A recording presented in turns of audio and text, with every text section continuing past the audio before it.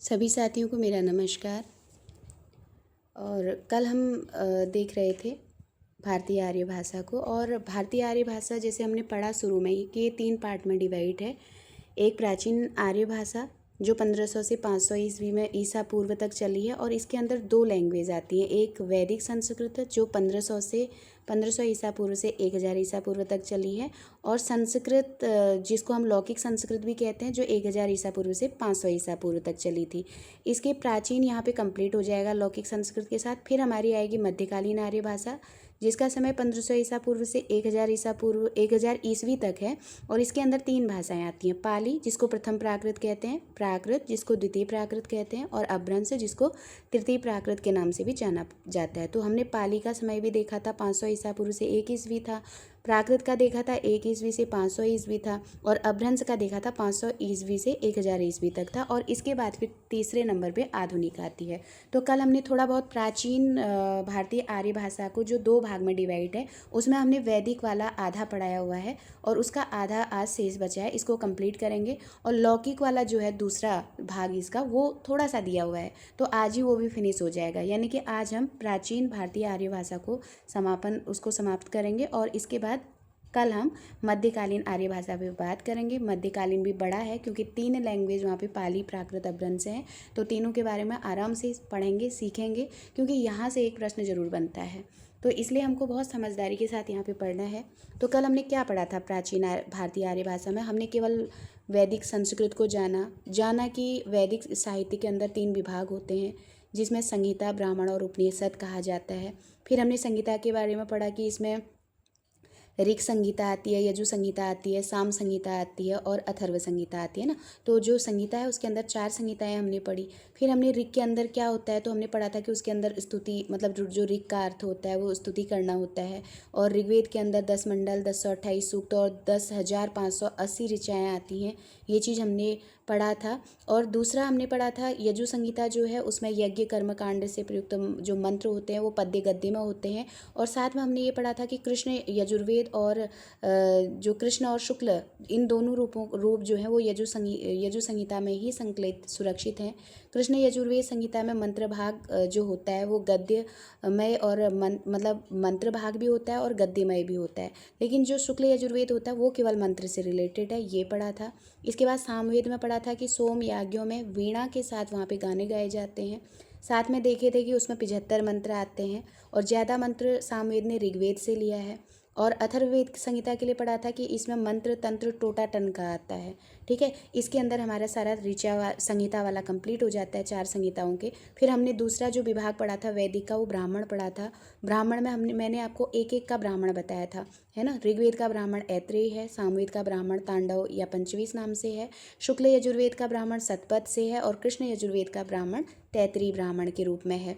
तो ब्राह्मण में ब्राह्मण वाला भाग यहाँ पे ख़त्म हो जाता है। इसके तुरंत बाद जो तीसरा विभाग था वो उपनिषद का था। उपनिषद में हम पढ़े थे कि 108 उपनिषद हैं, उसमें से मैंने 12 के आपको नाम गिनाए थे क्योंकि महत्वपूर्ण थे।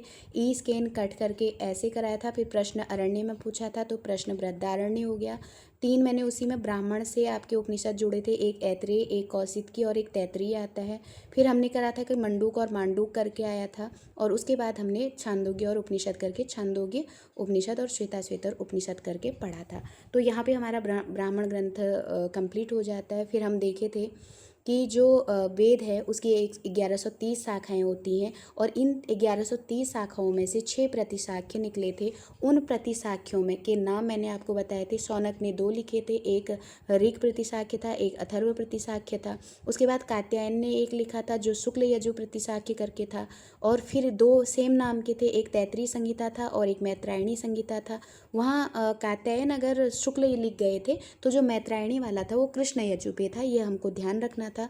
और जो सामवेद वाला था उसमें से पुष्प सूत्र करके वो निकला था। तो इस तरह से हमने 6 शाखाएं यहाँ पे देखी थी। और हमने क्या पढ़ा था कि जो ये प्रतिशाख्य हैं इन्हीं के अंदर वर्ण विचार, उच्चारण, पद पाठ, ये 3 चीज़ों पर विस्तार से प्रकाश डाला गया है।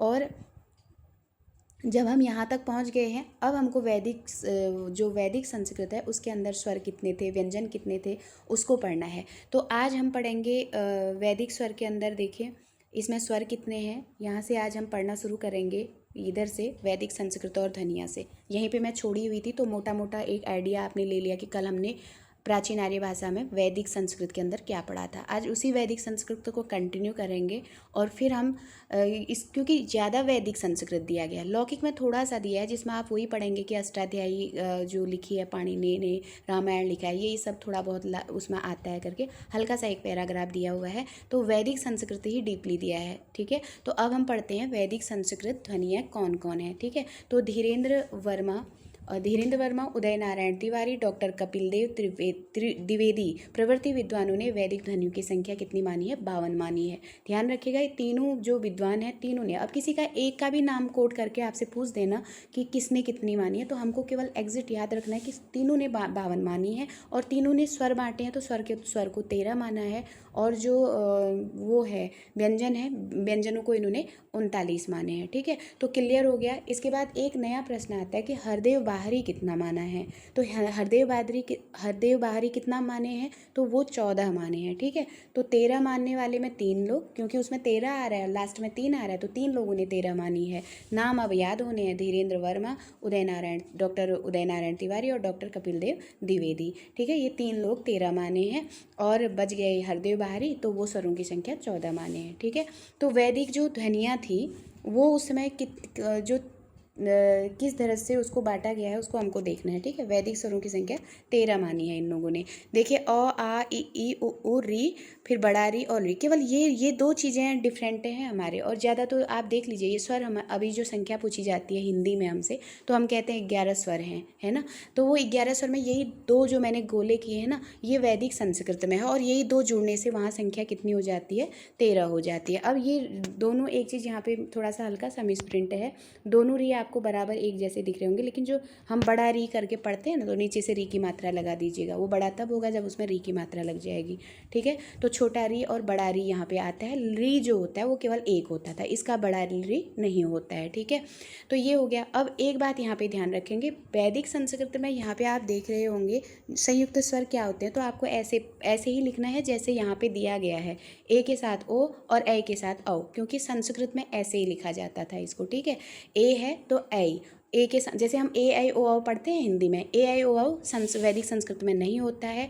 छोटा ए है तो छोटा ओ आता था, और बड़ा ए है तो बड़ा औ आ जाएगा, ठीक है। इन्हीं को संयुक्त कहा जाता है। कैसे होता है ये आप जानते ही होंगे ना। तो 2 स्वरों को लेकर के ये जुड़ के बने हुए हैं, तो इसलिए यहाँ पे आपका क्या हो जाएगा, तो जो संयुक्त स्वर कहला रहे हैं, तो आपको वैसे ही समझ में आ रहा होगा ना कि किसके किसके मिलने से, 2 स्वरों के मिलने से ही ये ए आई ओ औ बना हुआ है। इसको आप ध्यान रखिएगा कैसे होता है। तो आपको यहाँ पे याद रखना पड़ेगा थोड़ा सा, है ना। कभी कभी पूछ देते हैं कि ए कैसे बना है, तो आपको याद करना है अ और ई के मिलने से क्या बना है? ए बना है, ठीक है। अ और ई के मिलने से ए बना है, और ऐसे ही अ और ए के मिलने से ऐ बना है, ठीक है। और अ और ऊ के मिलने से, अ और ऊ के मिलने से क्या बना है? ओ बना है। और अ और ओ के मिलने से औ बना है, ठीक है। अब ये दो स्वरों, दो जो वर्ण इसमें उठा लिए, तो इस वजह से इनको संयुक्त कहा जाता है। ये चीज़ आप ध्यान रखेंगे, ठीक है। तो अब क्लियर हो गया। अ और ई मिलके ए बना, और अ और ए मिलके ऐ बना, अ और ओ मिलके ओ बना, और अ और ओ मिल करके औ बन गया। तो इस तरह से आपके ये संयुक्त स्वर कहलाते हैं। क्यों कहलाते हैं? तो कारण बता दिया कि 2 स्वर को आप मिला के उसको क्रिएट करते हैं, इसलिए, ठीक है। अब आगे आप देखेंगे वैदिक व्यंजनों को। वैदिक व्यंजनों को देखने के लिए देखिएगा, इसमें जो ये हमको यहाँ पे दिया है ना, ये तालिका पूरी इतनी इम्पोर्टेंट है। पहले से जो प्रश्न पत्र बनता था, तो इन्हीं से प्रश्न उठा देते थे कि महाप्राण क्या है, अघोष क्या है, सघोष क्या है, यही सब पूछा जाता था, है ना। तो आज प्रश्न थोड़ा डीपली पूछते हैं, तो इसलिए मैंने जो वैदिक में हमने जो ऋचाएँ पढ़ी, वेद पढ़ा या वेद की शाखाएँ पढ़ी, वो इसलिए महत्वपूर्ण है, वहाँ से बन सकते हैं प्रश्न। अब ऐसा कुछ नहीं है, क्योंकि समय के आधार पर चीज़ें टफ होती जा रही हैं, तो हमको उसको थोड़ा सा दिमाग में, इसलिए उसको बार बार मैंने वो कुरेदा है कि उसको आप ध्यान में रख सकें, ठीक है। तो अब हम देखेंगे वैदिक स्वर। तो ये तो मोस्ट है ही है, पहले भी था अभी भी है, क्योंकि इससे प्रश्न बनने के चांसेस रहते हैं। ठीक है। अब देखिए 39 हम वैदिक में व्यंजन पढ़ रहे हैं, ध्यान रखिएगा, क्योंकि वहाँ पे लौकिक में आके 4 व्यंजन खत्म हो जाते हैं, फिर वहाँ पे संख्या डाउन आ जाती है। तो यहाँ पे आपको अच्छे से समझना पड़ेगा कि वैदिक में क्या है और वहाँ पे क्या घट रही हैं, लौकिक में कौन घट रहे हैं, आप फिर उसको निकाल पाएंगे। ठीक है। तो इसलिए ध्यान से दीजिएगा।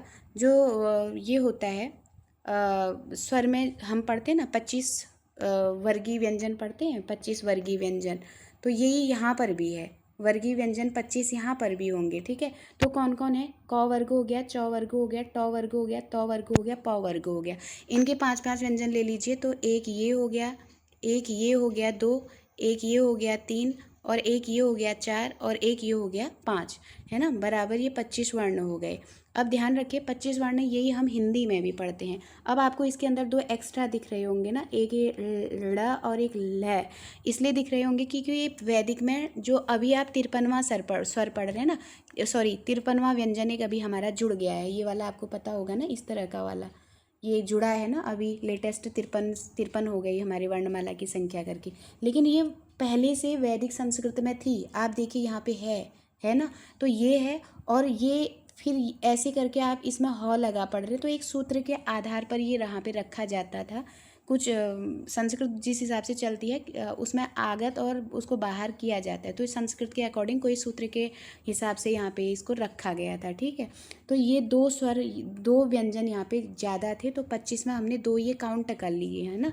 तो वैदिक स्वरों की याद करा रही हूँ, 25 हमारे जैसे ही हैं, जो अभी आप हिंदी में पढ़ रहे हो 25 जस्ट वैसे ही हैं, बस वैदिक में आपको ये 2 एक्स्ट्रा दिख रहे हैं। यहाँ पे जो एक्स्ट्रा दिख रखे हैं उसको दिमाग में रखिएगा, तो आपकी संख्या 39 निकल जाएगी। तो आपको पेपर सॉल्व करने में बहुत आसानी होगी। जो आपके हिंदी में अभी पढ़ रहे हो वो तो है ही है ना, तो उसको तो आपको दिमाग में बना हुआ है कि हमने वर्गीय व्यंजन जो क ख ग घ हम अभी पढ़ रहे हैं वो हर एक को रटा हुआ है, तो वो दिमाग में बना हुआ है। तो हम वहाँ पे अभी जो पढ़ते हैं वो केवल 25 पढ़ते हैं, इन 2 को नहीं पढ़ते हैं। तो ये 2 आपको वैदिक में ऐड करना पड़ेगा, है ना। जब आप इसमें 2 ऐड करोगे तो ये कितना हो जाएगा, 25 2 26, 25 26 27 हो गया। हमारे पास संख्या कितनी हो गई, 26 हो गया, 27 हो गया। अब अभी इसको मत ऐड करिए, पहले मैं आपको थोड़ा सा और सरल करके इसको समझाती हूँ। देखिए 25 आपके पास ये हमारे वही वाले हो गए, और जो 25 में हम क्या करते हैं, ये स 3 इधर है और एक इधर ह दिया है, हम उसमें व्यंजन में पढ़ते हैं इसको ना। तो स और ये यहाँ पे जो ह दिया है ये भी उसमें व्यंजन है, इसको ध्यान रखिएगा। तो स और ह, ठीक है। ये 4 हमारे पास उसमें व्यंजन उस समय भी थे, अभी भी हैं। ठीक, 4 क्या हैं, उसमें व्यंजन उस समय भी थे, अभी भी हैं। तो ये 4 हमने ऐड कर लीजिए। अब इसके बाद देखिए 4 के बाद क्या आ रहा है,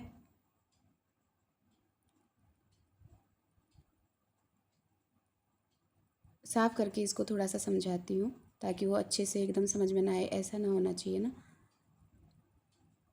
देखिए 25 हमने जैसे अपने पढ़े थे वो 25 हैं, ठीक है, जो मैंने वर्गीय व्यंजन बताए थे। और 2 आप, अब इसके बाद देखिए 25 के बाद जो ये 3 स आपको यहाँ दिख रहे हैं और एक ह दिख रहा है, हम इसको अभी भी पढ़ते हैं, उस समय भी पढ़ते हैं, ये उसमें व्यंजन वाले आ गए, है ना। और य र ल व आप उसमें अभी भी पढ़ रहे हैं और पहले वैदिक में भी पढ़ रहे हो, तो 4 ये हो गए, है ना। अब ये देखिए अनुस्वार और विसर्ग, ये 2 चीज़ें अयोगवाह में फ़िलहाल हम पढ़ते हैं, लेकिन यहाँ पे आप इसको व्यंजन में पढ़ रहे हो, तो 2 आपके पास ये आ गए। ठीक है, ये हम वहाँ पे अयोगवाह में जो पढ़ते हैं तो वो हमारे इधर वैदिक व्यंजनों में इन्होंने रख रखा है। ठीक है, 2 ये हो गए, और इतना तो हम अभी भी पढ़ते हैं ना, तो ये चीज़ें हमारी एज इट इज़ बनी हुई हैं, ये ध्यान रखना। अब आ क्या रही है वैदिक में, जो इतना आप वहाँ भी रख सकते हो, इतना आप अभी इधर भी रख सकते हैं वैदिक में। ठीक, अब आपने 2 स्वर ये जोड़ दिए, 2 अब क्या जोड़ रहे हैं आप, ये वाला जो एक ये ल है और इसी र के साथ जो ह जुड़ा है, तो 2 हमारे ये जुड़ गए, ये वैदिक में आ रहा है। अब वैदिक में आप जो जोड़ रहे हो इनको दिमाग में बना के चलना कि क्या क्या जोड़े हैं। ठीक है, ये 2 इसको ल और लह पढ़ेंगे, है ना, तो 2 हो गए। अब इसके बाद क्या है, आप जिह्वा मूल पढ़ते हैं ना, तो जिह्वा एक जिह्वा मूल हो गया। वैसे जिह्वा मूल तो प पढ़े जाते हैं, लेकिन इन्होंने एक एक काउंट कर रखा है। ठीक है, एक जिह्वा मूल हो गया, और धन एक क्या पढ़ लिया इन्होंने, उपध्यमान। ठीक है, उपदमानी, है ना, अब ये उपदमानी। अब ये इतना हमारे पास हो गया। अब इसमें काउंट करिए कितना हो रहा है, ये जिह्वा मूल में आप जो पढ़ते हैं क ख पढ़ते हैं और उपध्मानी जो पढ़ते हैं वो प फ पढ़ते हैं।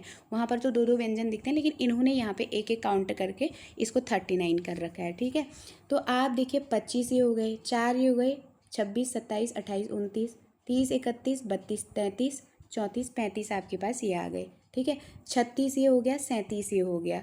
ठीक, 38 युवामूल हो गया और 39वां आपके पास उपाध्यमानी हो गया। तो आपके क्या बताया इन्होंने, वैदिक स्वरों की संख्या क्या बताई, 39 बताई थी ना।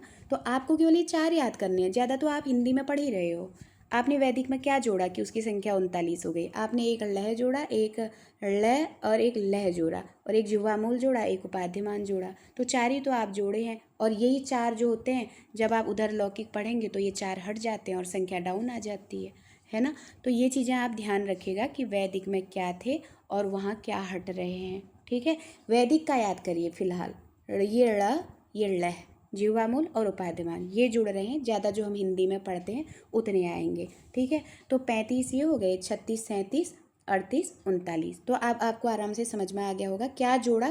केवल हमको केवल ये याद रखना कि वैदिक हमारा हिंदी की तरह है, बस हमने उसमें ड़, लह, जिह्वामूल और उपाधिमान जोड़ा और संख्या 39 हो गई है, ये हमको याद रखना है। बस अब सरल हो गया, वैदिकों की संख्या निकालने को आएगा, अपने हिंदी के स्वरों को जो आपको याद है उसको लिखेगा और उसके तुरंत बाद लय और लह लिखेगा, एक जिह्वामूल और एक उपाधिमान जोड़ दीजिएगा, तो संख्या वैदिक स्वरों की निकल आएगी 39।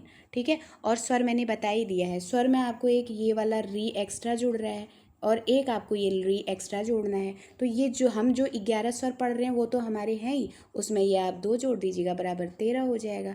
ठीक है, और वहाँ हमने जितने अपने 35 स्वर हमारे ही हैं, हमने वो लिए 4 स्वर हमने यहाँ एक्स्ट्रा पढ़ लिए। और वो क्या थे, एक लय था, एक उसके बाद लह था, एक उपाध्यमानी था और एक जिह्वामूल था, है ना। अब ये 4 इसमें जुड़ गए और जो ये 2 स्वरों में जुड़े तो इनकी संख्या 11 से 13 हो गई, और हमारे 35 में ये 4 और जुड़े तो इनकी संख्या कितनी हो गई, 38 हो गई, सॉरी 39 हो गई। ठीक है, अब ये क्लियर हो गया होगा स्वरों की संख्या वैदिक के अनुसार। ठीक है, अब देखते हैं इसमें क्या थे, किसको महाप्राण कहा गया, किसको अघोष कहा गया, किसको सघोष कहा गया, ये चीज़ आपको सीखनी है।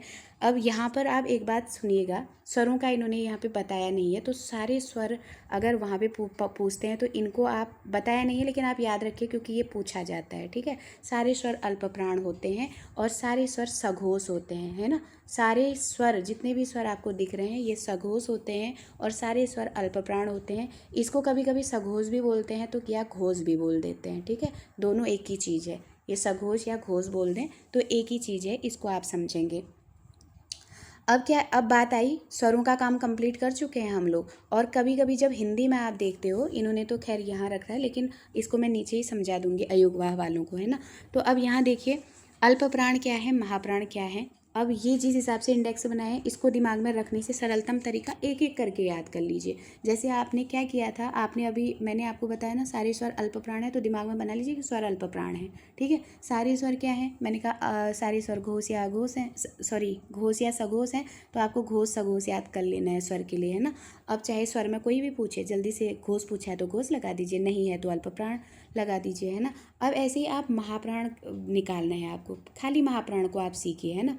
महाप्राण को आपने जितना भी आपको व्यंजन दिया है, आप इसका दूसरा, पांचों वर्ग का दूसरा और चौथा आपका महाप्राण में ट्रिक याद कर लीजिएगा, 24 होता है। ठीक, इसको जोड़िएगा आराम से, 24 आपकी ट्रिक होती है, तो आपकी 24 हर वर्ग व्यंजन में लगेगी। इसमें लगी तो ये वाली पूरी लाइन आपकी महाप्राण की हो गई, और ये वाली पूरी जो 5 तक की लाइन है ना आपके पास, वो आपकी महाप्राण वाली हो गई, है ना।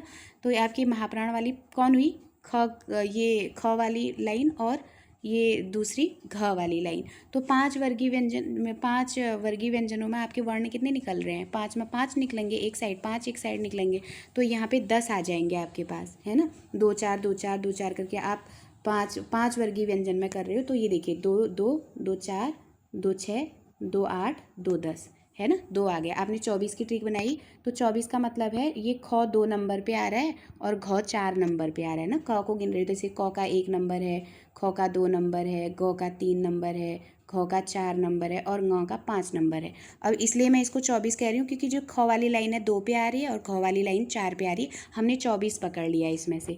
तो अब ख और घ, छ और झ, ड और ढ, थ और ध, फ और भ, ये आपके वर्गीय व्यंजन हैं। तो आपने 2 4 करके जो ट्रिक बनाई थी, इसमें आपने क्या निकाली, 2 4 के हिसाब से आपने यहाँ व्यंजन निकाला। तो एक ख हो गया आपके पास, एक घ हो गया, छ हो गया, झ हो गया, ठ हो गया, ढ हो गया, थ हो गया, ध हो गया, फ हो गया और भ हो गया, है ना, 2 4 से। तो आपके पास यहाँ पे कितने व्यंजन आ गए, 10 आपको वर्ण मिल गए, है ना। तो महाप्राण में आपको 10 मिल गए।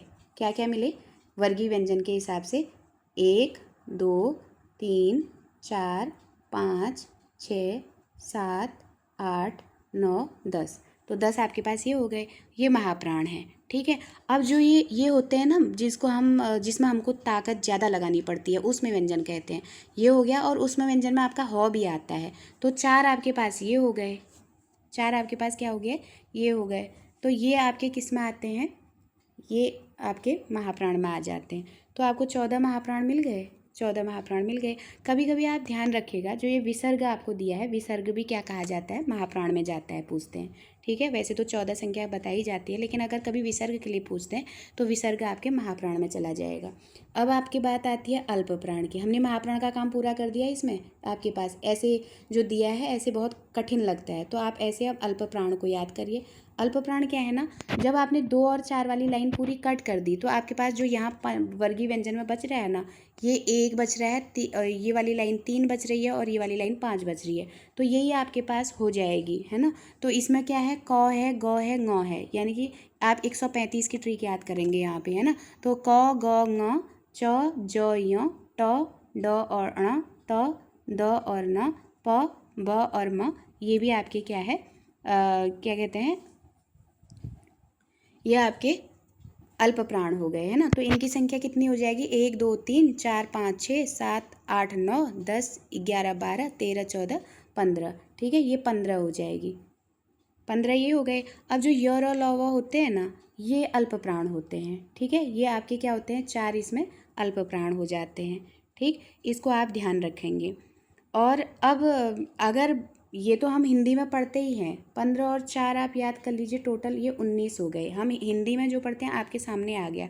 बाय द वे, अगर वैदिक के हिसाब से आपको ये ड़ के लिए पूछ दे कि क्या है, तो आप सीधे ड़ के ऊपर देख रहे हैं, ये क्या है, अल्प प्राण है, ठीक है। जो आपसे ये वाला संज्ञा है ना, इसको अगर पूछ देता है कि ये अल्प प्राण है, महाप्राण है, आप इस लाइन के ऊपर देखिए, यहाँ लिखा हुआ है ये अल्प प्राण है, ठीक, अल्प प्राण में आ रहा है। अब ये जो लय देख रखा है, इसके साथ जो आपको है लगा के मिल रहा है, तो ये आपको महाप्राण में दिख रहा है। ये देखिए, अगर वैदिक स्वर के अकॉर्डिंग, हिंदी का तो मैंने आपको बता दिया, जो हिंदी में है वो इस तरह से आ जाएगा।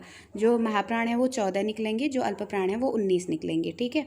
अब आपके अगर वैदिक के अकॉर्डिंग पूछता है कि ये किस में आएगा, तो ये इसमें आपको लग नहीं रहा है दोनों को देख के कि ये ह लगा है, तो इसमें ज़्यादा हमको एनर्जी लगानी पड़ेगी, तो ये महाप्राण हो जाएगा। इसमें हमको कम लगाना पड़ेगा, तो ये अल्प प्राण हो जाएगा। अब ये देखिए, जीवा मूल और जो उपदमान दिया है, और जो विसर्ग दे रखा है, तीनों को आप देखिए, एक विसर्ग दिया है, एक जिह्वामूल दिया है, और एक उपदमान दिया है। ये तीनों के तीनों आपके महाप्राण में जा रहे हैं, ठीक है। अगर आपसे उपदमान किस में जाएंगे पूछता है, या आपसे पूछता है जिह्वामूल किस में जाएगा पूछते हैं, या पूछते हैं विसर्ग किस में जाएगा पूछते हैं, तो आपको क्या लगाना है, महाप्राण लगाना है, ठीक है। क्या लगाना है, महाप्राण लगाना है। और अगर अब ये यहाँ पे अनुस्वार दिया है, अनुस्वार किस में जाएगा, यहाँ पे साफ लिखा है कि ये अल्प प्राण जाएगा, ठीक है। तो अब आपको क्लियर हो गया होगा, है ना। तो वैदिक के अकॉर्डिंग आपको क्या याद रखना है, जो ये वाला ल वाला है ये अल्प प्राण है, लह वाला जो है वो महाप्राण है, ठीक। और उपदमानी, जिह्वामूल और विसर्ग ये क्या है, ये भी महाप्राण है। और अनुस्वार जो है वो क्या है, वो अल्प प्राण है, ठीक है। अब आपको यहाँ पे एकदम क्लियर हो गया होगा अल्प प्राण और महाप्राण को। तो अल्प प्राण महाप्राण आपका क्लियर हो गया। अब क्या बच गया, अब बच गए हैं घोष और अघोष, है ना। अब घोष किसको कहते हैं और अघोष किसको कहते हैं, अब ये बचे आपके अघोष और घोष और अघोष। अब देखिए, जो पहले के 2 होते हैं ना, ये अघोष होते हैं, बस इनको अघोष कर लीजिए। सिंपली मैं बता रही हूँ, इससे ज़्यादा आप दिमाग लगाएंगे तो फिर परेशान हो जाएंगे। ये जो दिया है ना आपको यहाँ पे पहले 2 व्यंजन, इनकी दोनों वर्गीय व्यंजनों की लाइन उठा दीजिए। इसके नीचे ये लास्ट में आपको जो 3 स दिख रहे हैं, ह नहीं आएगा, इन्हीं के नीचे ये 3 स को लिख दीजिए, है ना।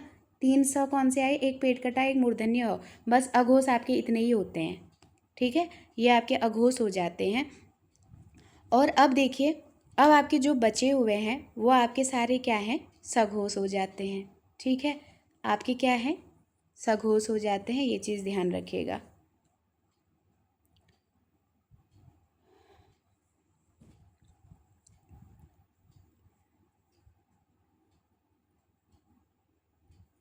ठीक, तो अघोष आपके क्या हो गए, क ख च छ ट ठ त थ प फ तालबिश मूर्धन्तिश दंतिश, ये आपके अघोष हो गए। अब इनकी संख्या कितनी हो गई, 1 2 3 4 5 6 7 8 9 10 11 12 13, है ना। तो अघोष की संख्या आपके पास 13 आ गई। अब इसको जो बचा हुआ भाग है वो आपका क्या हो जाता है, वो आपका घोष हो जाएगा। घोष में क्या आते हैं, ये वर्ग के 3 व्यंजन, ठीक है, जो बाद के बच रहे हैं ये आपके अघोष में ये आपके घोष में आ जाते हैं। तो क्या बचा, 3 3 3 दूनी 6 3 3 9 3 चक्को 12, ठीक है, 12 आपके पास ये 3 चक्को 12, 3 3 3 दूनी 6 3 3 9 3 चक्को 12 3 पंचे 15, 15 आपके पास क्या हो गए, 5 वर्गीय व्यंजन होते हैं ना, तो 3 पंचे 15 आपके पास ये आ गए हैं। ठीक है, अब आपने ये जो पढ़ा ना अभी हम जो वैदिक में कह रहे हैं, इसको आप क्या कहोगे, घोष कहोगे या अघोष कहोगे, या इसको आप क्या कहोगे। अब ये तीनों आपके जो लह और लह हैं ये घोष में हैं, किस में आ रहे हैं, इसको इन्होंने घोष में दे रखा है। ठीक है, तो हमको चार्ट के अकॉर्डिंग इसको घोष में डाल देना, दोनों घोष में आ रहे हैं।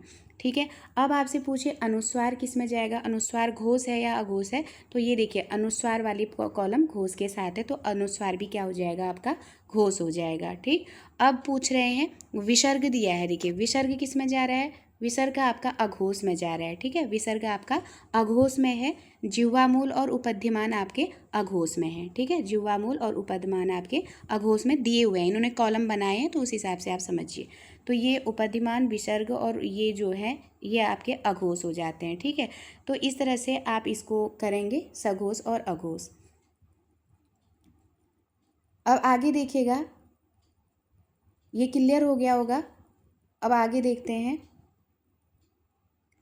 वैदिक संस्कृत की जो विशेषताएं हैं, उसमें क्या कह रहे हैं कि वैदिक स्वर, जो वैदिक स्वर होते हैं ये श्लिष्ट योगात्मक होते हैं। वैदिक स्वर कैसे होते हैं, ये देखिए वैदिक स्वरों की पूछे कैसे होते हैं, श्लिष्ट योगात्मक, ध्यान रखेंगे श्लिष्ट योगात्मक होते हैं। जो वैदिक संस्कृत होती है इसमें संगीत और बल दोनों का स्वराघात मौजूद होता है। अगर प्रश्न पूछ लेना संगीतात्मक और बलात्मक दोनों ही स्वराघात किस में मौजूद होते हैं, संगीतात्मक और बलात्मक दोनों ही स्वराघात मौजूद होते हैं किस में, तब हमको लगाना है वैदिक संस्कृत में। श्लिष्ट योगात्मक किसको कहा गया है, तब हमको लगाना है वैदिक संस्कृत को। ठीक है, अब ये मोस्ट इंपोर्टेंट होता है कि वैदिक स्वर में, जो वैदिक हम प्राचीन संस्कृत पढ़ते हैं लौकिक से पहले वाली, है ना, जो ऋग्वेद वाली पढ़ते हैं वैदिक वाली, उसमें 3 लिंग होते हैं, पुल्लिंग, स्त्रीलिंग और नपुंसक लिंग। 3 उसमें वचन होते हैं, एक वचन, द्विवचन और बहुवचन, और 3 इसमें वाच्य होते हैं, कृतवाच्य, कर्मवाच्य और भाववाच्य।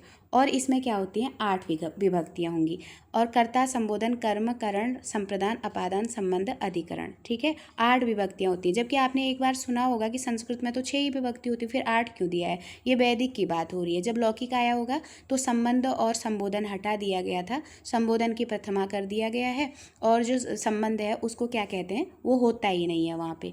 तो इसलिए यहाँ पे वैदिक में कितनी विभक्तियाँ पूछते हैं, तो वैदिक संस्कृत में हमारे पास 8 विभक्तियाँ हैं। ये मोस्ट इंपॉर्टेंट है क्योंकि हमारे दिमाग में रहता है संस्कृत में केवल 6 विभक्तियाँ हैं करके, है ना, तो इसलिए 8 विभक्ति कहाँ पे है, वैदिक में है। हो सकता है कि लौकिक में जाने के बाद फिर 2 को अलग कर दिया गया होगा, है ना।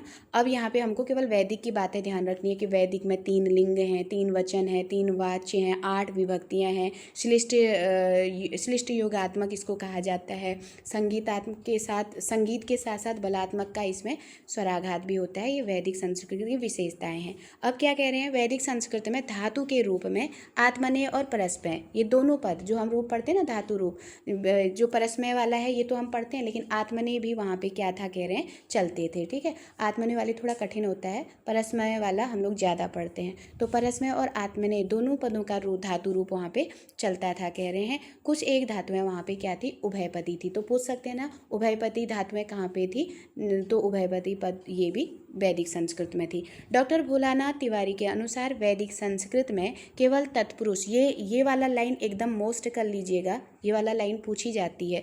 देखिए हम समास संस्कृत में अगर समास पढ़ते हैं ना तो हमको 6 पढ़ते हैं, लेकिन भोलानाथ तिवारी क्या कहते हैं कि यहाँ पे समास जो था वैदिक संस्कृत में केवल 4 मिलते थे। अब इन चारों का नाम भोलानाथ तिवारी के अनुसार हमको याद करना है। एक तत्पुरुष है, एक कर्मधारय है, एक बहुब्रीहि है और एक द्वंद्व है। ठीक है, जबकि हम आगे पढ़ेंगे तो तत्पुरुष से ही कर्मधारय और द्विगु निकला है ऐसा पढ़ते हैं, लेकिन ये ऐसा नहीं कहते हैं। ये कहते हैं कि एक बहुब्रीहि है, एक कर्मधारय है, एक तत्पुरुष है और एक द्वंद्व है। ये 4 समास वैदिक संस्कृत में होते थे। किसका मानना है?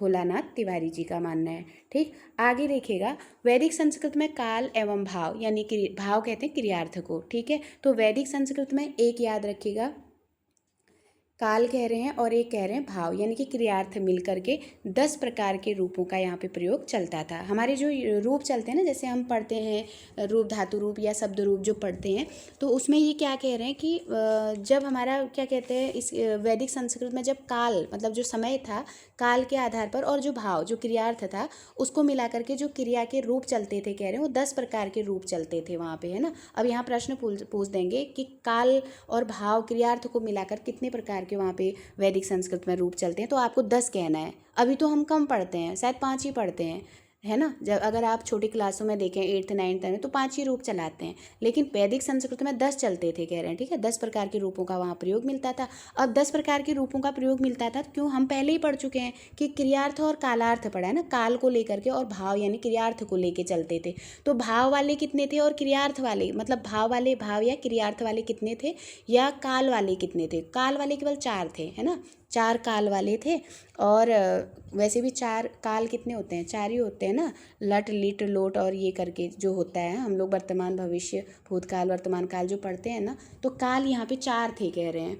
ठीक है, 4 रूप चलते थे काल में, और जो भाव थे वो 6 चलते थे। तो काल में क्या क्या थे देखिए, लट लकार वर्तमान काल, ये अभी इसमें भी पढ़ते हैं, लट लकार वर्तमान काल हम यहाँ भी पढ़ते हैं। ठीक है, लिट हम नहीं पढ़ते हैं, यहाँ पे लिट नहीं पढ़ते हैं, लिट भी काल में आता है। ठीक है, ध्यान रखना, लिट काल में आता है, परोक्ष या संपन्न के अर्थ में है। फिर लंग पढ़ते हैं, लंग हम इधर भी पढ़ते हैं, अभी भी पढ़ते हैं लंग वाला, और लंग वहाँ भी था वैदिक में भी, है ना। लंग बस ध्यान रखना है, लंग यहाँ पे क्या है, जो अभी लौकिक वाले में पढ़ते हैं उसमें हम लंग पढ़ते हैं भूतकाल के लिए, लेकिन यहाँ पे अनद्यतन या संपन्न के लिए पढ़ा जा रहा था। और फिर एक है लुंग, लुंग है सामान्य भूत के लिए, लुंग पढ़ा जाता था वैदिक काल में सामान्य भूत के लिए। तो काल के आधार पर ये 4 थे, लट लिट लंग और लुंग, लट लिट लंग लुंग, है ना, याद हो जाएगा। काल के आधार पर वैदिक में कितने कैसे रूप चलते थे, एक लट लिंग लंग लुंग, है ना। तो लट लिट लंग लुंग करके रूप चलते थे। और भाव के आधार पर क्या चलते थे, लोट जो आज्ञा के अर्थ में था, विधिलिंग जो संभावनार्थ के अर्थ में था, एक आशीर लिंग चलता था इच्छार्थ के लिए, लिंग चलता था हेतु हेत समुद्भाव के निर्देश के लिए, लेट चलता है अभिप्राय के लिए, और लिंग चलता है निर्वेद। तो आपको ये दिख रहे हैं ना। तो 4 काल के आधार पर हमको लट लिट, ये लट लिंग एक दिख नहीं रहा है, ध्यान रखिएगा, लट लिट लंग है। ठीक है, लंग और लुंग है। और भाव के आधार पर लोट है, विधि मतलब संभावनार्थ, और ये क्या है फिर आशीर्वाद वाला है, आशीर्लिंग कहते हैं इसको। और फिर एक लिंग है हेत सद्भाव या निर्देश के लिए, और एक लेट है अभिप्राय के लिए, और छठा वाला जो है लेंग है निर्बंध के लिए ना, जो छठा है वो लेंग है निर्बंध के लिए। यहाँ दिख नहीं रहा है तो इसको याद रखिएगा, ये लेंग है। इस तरह से आपके पास गोविंद पांडे की बुक होगी, उसको खोल लीजिएगा। ठीक है, तो निर्बंध है। अब क्रिया के 10 काल और भाव भेद को ही लकार कहते हैं। हम पढ़ते हैं ना लकार कितने थे, तो 10 काल, वहाँ पे क्रिया के जो 10 काल निकले, भाव भेद को ही क्या कहते हैं, यहाँ पे लकार कहते हैं ना। लट लकार लिट लकार लोंग लकार जो हम पढ़ते हैं। तो अगर आपसे सीधे सीधे पूछे कि वैदिक संस्कृत में लकार कितने होते हैं, तो आपको सब चीज़ भूल जाइए, सीधे ये करिएगा कि लकार कितने होते हैं, पूछा जाएगा तो 10 लकार होते हैं। किस किस के आधार पर होते हैं तब आप बताइएगा, काल और भावार्थ के आधार, मतलब क्रियार्थ या भाव के आधार पर होते हैं। काल के आधार पर 4 होते हैं और भावार्थ के आधार पर 6 होते हैं। ठीक है, इस तरह से केवल एक शब्द याद रखिएगा, लकार। सीधे पूछेंगे कि वैदिक काल में लकार कितने थे, आपको बताना है 10। कैसे थे, अगर प्रश्न बन जाता है सपोज, तो आपको याद करना है काल के आधार पर 4 थे और जो भाव या क्रियार्थ है उसके आधार पर 6 थे। अब ये इतना डीप नहीं जाएगा कि लिंग लोंग ये सब नहीं पूछेंगे वहाँ पे, क्योंकि इतना इतना ये ज़्यादा ही डीप हो रहा है ना। आगे देखिए, अब कह रहे हैं क्रिया के 10 काल और भाव भाव भेद को क्या कहते हैं? लकार कहते हैं। ठीक है, जो 10 काल और भाव भेद हमको मिले हैं उसी को लकार कहते हैं। वैदिक संस्कृत में विकर्ण की भिन्नता के अनुसार धातुओं के 10 गणों में विभक्त किया। अब यहाँ प्रश्न पूछा जाएगा कि जो वैदिक संस्कृत है, जब उसको विकर्ण करा गया, उसको तोड़ा गया, तो उसके आधार पर धातुओं को कितने गणों में बांटा गया है? तो आपको याद रखना है गणों को 10 करना है। अब आप हिंदी में भी पढ़ते होंगे, ये डिफरेंट है। ठीक है, आप एक यमाता राज भानसल का सूत्र पढ़ते होंगे, है ना, यमाता राज भान सलगा, ये सूत्र आपने देखा होगा, है ना। इससे आप सूत्र में निकालते हैं, जैसे य से यगण निकालते हैं, म से मगण निकालते हैं, त से तगण निकालते हैं, र से रगण, ज से जगण, भ से भगण, है ना, न से नगण, स से सगण, और ये सगण बनाने के लिए लास्ट में लता को जोड़ा जाता है।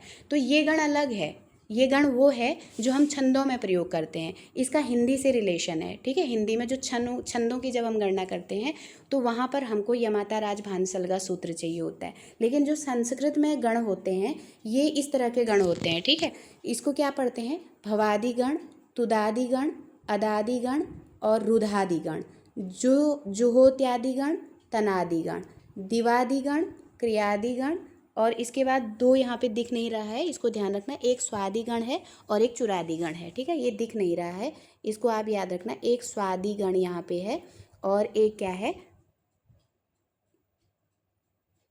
चुरादि है। ठीक है, चुरादि, ये चुरादि। तो ये गण हिंदी वाले गण और संस्कृत वैदिक संस्कृत में जो गण थे उनमें अंतर होता है थोड़ा, ये भी दिमाग में बिठा के रखिए। कभी कभी होता है ना, गण हम तो संस्कृत में वैसा पढ़े थे तो फिर यहाँ ऐसा क्यों आ रहा है, तो वो चीज़ अलग है। वहाँ जो गण चलता है वो छंदों को बनाने के लिए है, यहाँ जो गण चलता है वो आपके लकारों से संबंधित है ना। तो अब गणों के नाम आपको पूछ सकते हैं कि भवादि गण, तुदादि गण, अदादि गण, रुधादि गण, जुहोत्यादि गण, तनादि गण, दिवादि गण, कर्यादि गण, स्वादि गण और चुरादि गण, इतने आपके पास गण हो गए। और अगर ऐसे पूछेगा तो मोटा मोटा 1-2 बार इसको पढ़ लीजिएगा तो ये समझ में आ जाएगा। लेकिन आपसे यहाँ पे जो प्रश्न बन सकता है वो मैं आपको बता देती हूँ कि अगर इस अदादि गण से ये प्रश्न बनाते हैं तो क्या प्रश्न बना सकते हैं। 1-2 प्रश्न इसमें बहुत इंपॉर्टेंट है, उसको आप ध्यान दीजिएगा। देखिए, अगर कहेंगे कि वैदिक संस्कृत में, ठीक है, वैदिक संस्कृत में विकर्ण से रहित गण कौन सा है, एक प्रश्न इसको आप याद करिएगा, ये मोस्ट इंपॉर्टेंट प्रश्न है कि सारा ही विकर्ण पे आधारित है। तो विकर्ण से रहित कौन सा है, ये गण इंपॉर्टेंट हो जाता है। तो जो विकर्ण से रहित गण है वो क्या है? अदादि गण है। याद रखिएगा, एक अदादि गण ऐसा है, जो अदादि गण है ये ऐसा गण है जिसमें विकर्ण नहीं मिलता है। अब प्रश्न यही बन जाएगा, क्योंकि और बहुत सारे मिलते जुलते हैं, लेकिन अगर प्रश्न बन गया कि कौन सा गण ऐसा है, संस्कृत वैदिक संस्कृत में कौन सा गण ऐसा है जो विकर्ण से रहित होता है, सब में विकर्ण है लेकिन एक में विकर्ण नहीं है, तो जो एक में विकर्ण नहीं है वो मोस्ट हो जाता है। तो अदादि गण, ये अदाएँ दिखाता है ना, इसलिए सबसे डिफरेंट है। तो अदादि गण, इसमें विकर्ण नहीं होता है। ठीक है, अब देखिए इसके बाद जो एक और इम्पोर्टेंट क्वेश्चन बन सकता है वो ये बनता है कि कौन सा गण है जिसमें द्वित्व का प्रयोग हुआ है। ठीक है, कौन सा गण है जिसमें द्वित्व का प्रयोग हुआ है, तो वो जुहोत्यादि गण है। ठीक है, इसको याद करिएगा। एक प्रश्न ये बन सकता है यहाँ पे, जुहोत्यादि। ठीक है, जुहोत्यादि गण हो गया। ठीक है, जुहोत्यादि यानी कि द्वित्व से संबंधित है, और विकर्ण नहीं है किसमें, जो अदा दिखाएगा उसमें विकर्ण नहीं होगा, तो अदादि गण हो गया। ठीक है, 2 प्रश्न ये आपके महत्वपूर्ण है। अब आपसे एक पूछा जाएगा कि अविकर्ण, ये अ वाला शब्द याद रखिएगा, अविकर्ण से संबंधित गण कौन कौन से हैं, कौन कौन से ऐसे गण हैं जो अविकर्ण से बनते हैं। तो एक आपका भवादि गण हो जाएगा, जिसमें आपको अविकर्ण वाला मिलता है भवादि गण, और एक आपका क्या हो जाएगा, तुदादि गण। ठीक है, तो आपको केवल ये 4 प्रश्न गणों से याद करना है, यही पूछेंगे। विकर्ण रहित कौन है, अदादि गण। द्वित्व कौन है, तो जुहोत्यादि गण। अविकर्ण से बने हुए कौन है, तो अ से 2 नाम आते हैं, एक भवादि गण और एक तुदादि गण। ठीक है, भवादि गण और तुदादि गण अविकर्ण से बने हुए हैं। ज़्यादा कोई प्रश्न इसमें नहीं बनेगा क्योंकि सब समान जैसे हैं, है ना। तो तो यहाँ पे हमारी जो गण को लेकर के वैदिक जो हम संस्कृत पढ़ रहे थे ये यहाँ पे समाप्त हो जाता है। ठीक है, अब हमने जो आर्य भाषा, प्राचीन आर्य भाषा का 2 पार्ट किया था, वैदिक संस्कृत और लौकिक संस्कृत, उसमें वैदिक कंप्लीट हुआ। अब हम उसके दूसरे भाग की तरफ जा रहे हैं, लौकिक संस्कृत की तरफ। देखिए लौकिक संस्कृत में क्या कह रहे हैं कि प्राचीन भारतीय आर्य भाषा का वह रूप, ठीक है, अब ये दूसरी बात कर रहा है कि जो प्राचीन भारतीय आर्य भाषा थी उसका वह रूप जिसका पाणिनि के अष्टाध्यायी में विवेचन किया गया ना, यहाँ पे पाणिनि दिख नहीं रहा है, ठीक है, तो उस जिसका पाणिनि के अष्टाध्यायी में विवेचन किया गया है लौकिक संस्कृत कहलाता है। अब यहाँ पे प्रश्न बन गया कि लौकिक संस्कृत किसको कहते हैं, तो सीधे सीधे आपका उत्तर होना है कि पाणिनि के अष्टाध्यायी में भाषा का जो रूप दिखता है वही लौकिक संस्कृत है। ठीक है, इसके बाद क्या कह रहे हैं, लौकिक संस्कृत में कितनी ध्वनियाँ शेष रह गई, कह रहे हैं 48। मैंने आपको वहाँ बताया था क्या क्या जाएगा इसमें, जो आपका वहाँ कितनी ध्वनियाँ बताई गई थी। देखिए वहाँ 39 वो बताई गई थी ना, मतलब टोटल 39 व्यंजन बताए गए थे और 13 वहाँ पे क्या बताए गए थे, स्वर बताए गए थे, है ना। तो इनको मिला करके आपके कितने वहाँ पे स्वर निकले थे, 52 मिले थे, बराबर 52 हो गए थे ना टोटल। तो ये आपको बताए हैं वैदिक में, इतना आपको वैदिक में बताया गया था। तो अब कह रहे हैं कि इसमें से आप 4 कम कर लेंगे तो आप कितना पाएंगे। देखिए 12 में से 4 गया, कितने आया, 6 7 8 8 आया, और यहाँ पे बचा आपका 4 और ये 4 लिख लीजिए, 48 आया ना। तो आपने केवल 4 वहाँ से कम कर देने हैं। क्या क्या कम करेंगे, एक आप इसको कम करेंगे, ये जो ऐसा वाला बनाया था, और एक इसी के साथ हमने क्या बनाया था, इसमें ह लिखा था, है ना, ल लह, और एक क्या था, उपाध्यमानी था, और एक क्या था, जिह्वा मूल था। तो ये 4 ही आपके जिह्वा मूल उपाध्यमान कटेंगे और लह और लह कट जाएंगे, तो आपके 4 वर्ण लौकिक में आके कम हो जाएंगे। याद रहेगा ना, तो ये चीज़ याद रखिएगा कि वहाँ पे क्या एक्स्ट्रा था और यहाँ आके लौकिक में क्या घट जाता है। अब यहाँ पे अगर संख्या पूछी जाती है तो आपके पास केवल कितनी बचती है, 48 बचती है। क्यों बची, क्योंकि लह जिह्वा मूल और उपाध्यमान इन्होंने हटा दिया था। ठीक है, लौकिक संस्कृत में।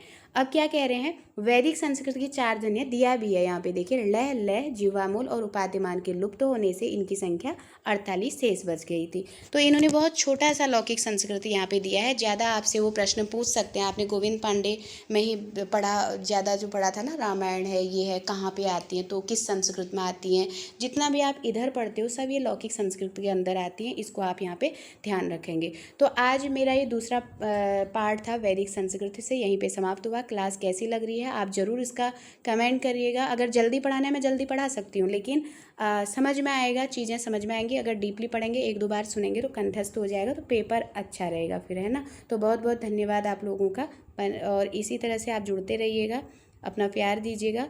तो इसी के साथ क्लास समाप्त करते हैं। कल हम क्या पढ़ेंगे, जो मध्यकालीन आर्य भाषा थी उसको पढ़ेंगे, और वो भी 2 या 2-3 क्लास में समेटूंगी मैं, क्योंकि उसमें भी जो मोगलान कच्चान वाले आते हैं ना, उनसे प्रश्न बनता है। ये तीन जो हैं यहाँ भाषा के लेकर के, यहाँ से ऐसे प्रश्न आते हैं तो हमको लगता है कि बहुत कठिन बन रहा है, तो हमको थोड़ा सा सतर्कता से पढ़ना है। और अगर ये चीज़ें हमारी क्लियर हो जाएंगी तो किसी भी हालत में ये हमारे क्वेश्चन पेपर से बाहर नहीं जाएगा। तो आप लोग ऐसे ही बने रहिए, अपना प्यार और सहयोग दीजिए। तो बहुत बहुत धन्यवाद आप लोगों का, आभार।